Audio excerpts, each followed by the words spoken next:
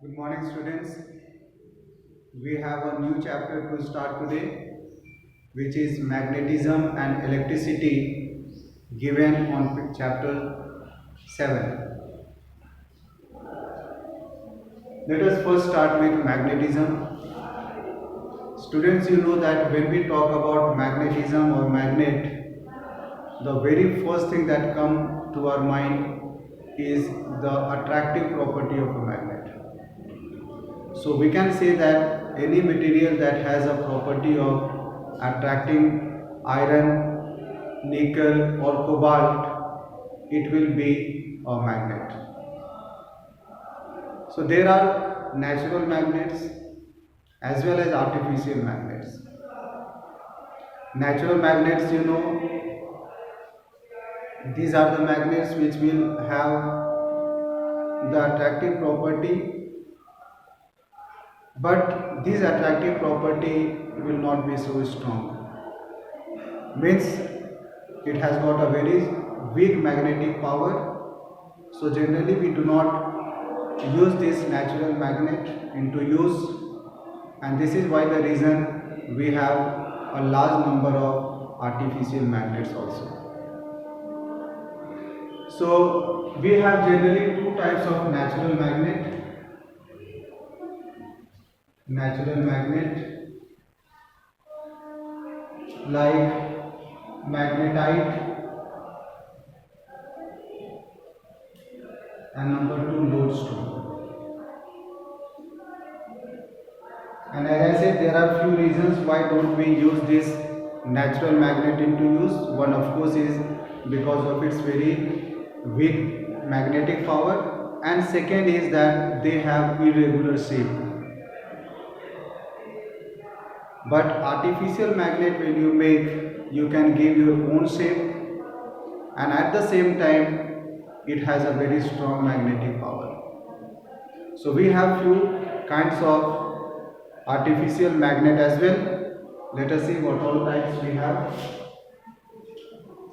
Artificial magnet.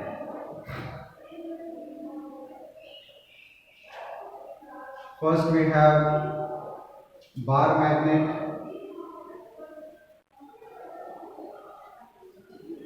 then we have U-shaped magnet, cylindrical magnet,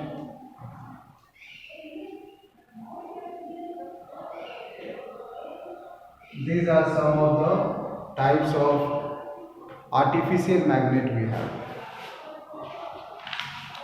But whatever the types of magnet we have, whether it is natural or artificial magnet, there is common characteristics. So let us now come to the properties of magnet.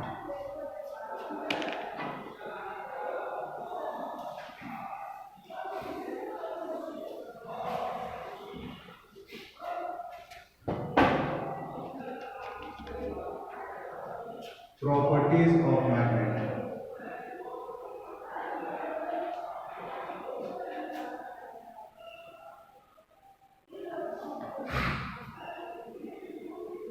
So we have two main properties of magnet. First is attractive property. Attractive property. And second is directive property. Directive property. Sorry, attractive property. And then we have directive property.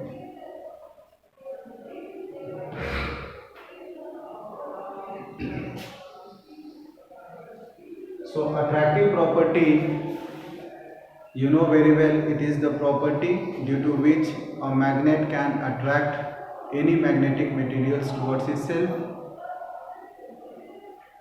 And directive property is the property which is also a common property and can be found in all the magnets, and it says that when a magnet is suspended freely with the help of the string, then it is found that it comes into rest in a direction of north and south. Always, whatever the magnet is, whenever we are suspending it freely, then it always rests in a direction of north and south, and because of this the magnet has two poles.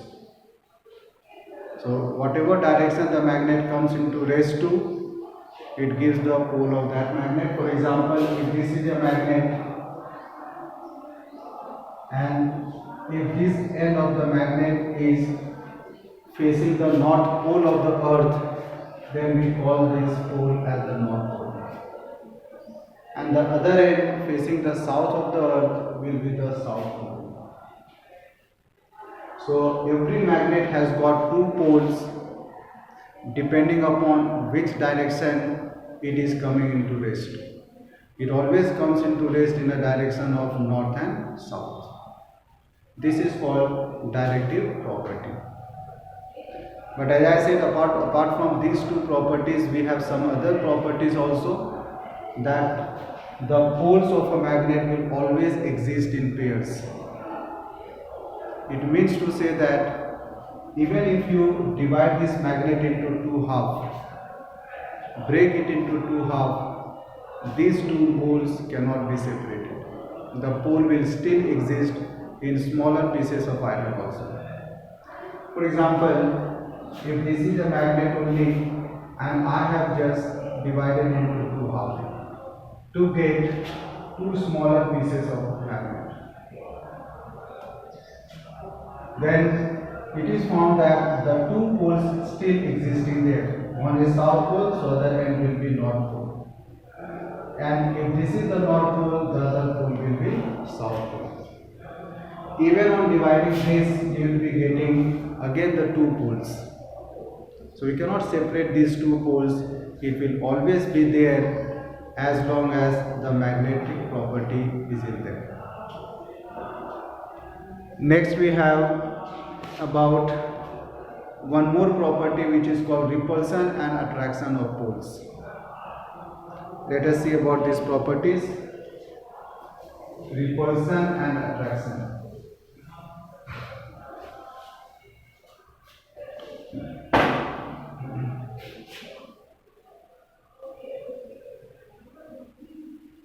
Repulsion and attraction.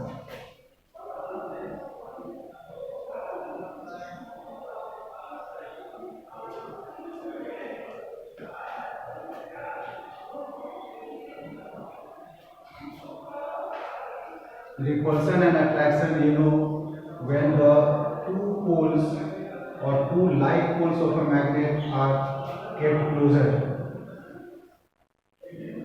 Say the north pole of the two magnets are closer or are facing each other, then in that case there will be repulsion in them. However, attempt you make to bring the two poles closer to attract them, it is found that they are not getting attracted. Instead, you will feel that some repulsive force is being existed, and this is called the repulsion. But on the other hand, when you bring the two unlike poles, where one is north pole, the other is south pole, in that case it is found that the two poles will attract, and this is called attractive property. So unlike poles attract each other and like poles repel each other. This property. We have another property of the magnet. Then we know there is a device called magnetic compass. Magnetic compass. And magnetic compass is a device which is generally used to determine the direction of the earth.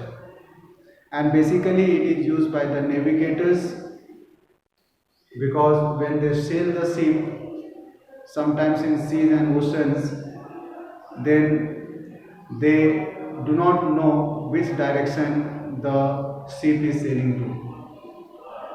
So for that purpose they have a device called the magnetic device. It keeps on changing with the change in the direction. So it is installed in the ship itself, and with the help of the compass, the sailors, the navigators come to know about the direction of the earth. I hope it is clear. We'll start the new topic next day. Thank you.